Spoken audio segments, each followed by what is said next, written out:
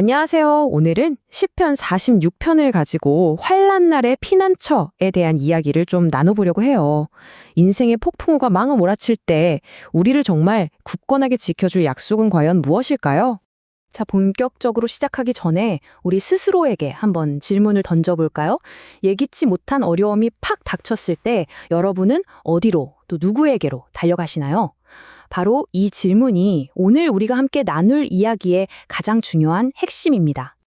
네, 그래서 오늘 우리가 함께 따라가 볼 여정은 이렇습니다. 먼저 누구나 겪는 환란이라는 주제에서 시작해서요. 시편 46편이 제시하는 놀라운 해답과 그 역사적인 배경을 살펴볼 거예요. 이어서 우리가 피난처라고 믿는 세상의 것들이 왜 무너지는지 알아보고 마지막으로 그럼 진짜 피난처는 평소에 어떻게 준비할 수 있는지 그 방법까지 알아보겠습니다. 자, 그럼 첫 번째 이야기부터 한번 시작해 볼까요? 인생의 환란. 이게 뭐 특별한 사람한테만 일어나는 일이 아니잖아요. 사실 우리 모두가 살면서 언젠가는 꼭 마주하게 되는 아주 보편적인 경험이죠. 생각해 보세요. 갑자기 찾아오는 병, 아니면 정말 끝이 안 보이는 것 같은 경제적인 압박감, 믿었던 사람과의 관계가 깨져버리는 아픔, 또 개인의 힘으로는 도저히 감당할 수 없는 그런 엄청난 재난들까지. 여기 보이는 것들, 사실 우리 중 누구에게나 언제든지 닥칠 수 있는 그런 차가운 현실이에요. 아니, 그렇다면 이렇게 정말 막막한 상황 속에서 우린 대체 어디서 답을 찾을 수 있을까요? 성경은요, 바로 이 시편 46편을 통해서 아주 명확한 해답을 우리에게 보여줍니다. 네, 바로 이 구절입니다. 하나님은 우리의 피난처요 힘이시니 환난 중에 만날 큰 도움이시라. 와, 이 고백이 오늘 우리가 꼭 붙들어야 할 핵심 메시지인데요. 잠시만 이 문장이 가진 무게를 한번 느껴보셨으면 좋겠어요. 근데 여기서 정말 중요한 게 있어요. 이 고백이 그냥 듣기 좋은 위로의 말 뭐 그런 게 아니라는 거예요. 이건요, 정말 삶과 죽음의 경계에서 하나님의 그 압도적인 구원을 직접 몸으로 겪어낸 사람의 살아 숨쉬는 증언이자 역사적인 사실에 딱 기반을 둔 선포인 거죠. 네, 맞습니다. 바로 그 역사적인 배경을 우리가 한번 들여다볼 시간이에요. 이 시편 46편은요, 히스기야 왕 시대에 남유다가 거의 멸망하기 직전에 그 위기에서 구원받았던 아주 극적인 사건을 배경으로 하고 있습니다.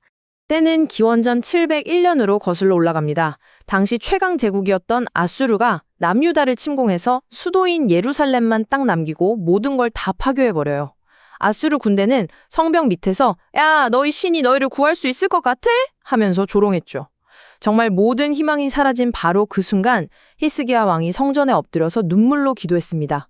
그리고 바로 그날 밤 역사를 통째로 뒤바꾼 기적이 일어납니다. 바로 이 숫자 18만 5천. 이게 무슨 숫자일까요? 하룻밤 사이에 정말 단 하룻밤 사이에 예루살렘을 포위하고 있던 아수르 군대의 18만 5천 명이 그냥 몰살당한 겁니다. 상상이 되시나요? 왕이었던 사네립은요, 너무 놀라서 그냥 황급히 포위를 풀고 자기 나라로 도망칠 수밖에 없었죠. 이 정말 믿기지 않는 사건은요, 이사야 37장에 아주 생생하게 기록되어 있어요. 아침에 일찍 일어나 보니까 모두 시체가 되어 있었다.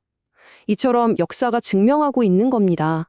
하나님은 당신을 의지하는 사람들의 완전한 피난처가 되신다는 것을요. 자, 그럼 이제 시선을 현대로 한번 돌려와 볼까요? 아수르 군대처럼 거대한 위협 앞에서 오늘날의 우리는 과연 무엇을 우리의 피난처라고 생각하며 살고 있을까요? 우리는 보통 돈, 권력, 아니면 능력이 아주 뛰어난 사람들을 피난처로 삼곤 하죠. 돈이면 다 해결되겠지. 저 힘 있는 사람이 날 지켜줄 거야. 이렇게 기대하잖아요. 하지만 이 모든 것들은요, 정말 결정적인 순간에는 이 화면에 보이는 것처럼 너무나 명백한 한계에 부딪히고 맙니다. 좀 더 구체적으로 한번 생각해 볼까요? 예를 들어 심각한 병 앞에서는요, 아무리 돈이 많아도 소용이 없을 때가 많아요. 한 국가의 막강한 권력도 거대한 자연재해 앞에서는 정말 한없이 작아지죠.